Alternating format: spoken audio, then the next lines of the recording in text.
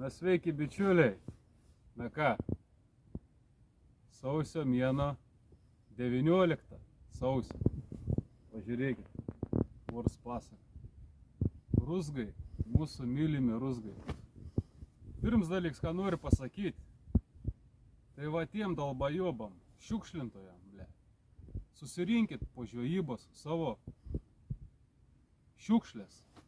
Ar tiek sunku jį pasimti vieną sušiktą pakelį pašaro, atsivežėt pilną, a sunku pasimti kišenį, įsikišti, įsivežti tuščią maišelį. Su kolega aprinkom, tai žinokit. Kits dalyks, noriu parodyti, ką pagavom šiandien. Žuklė šiaip realiai tikrai pasisekė.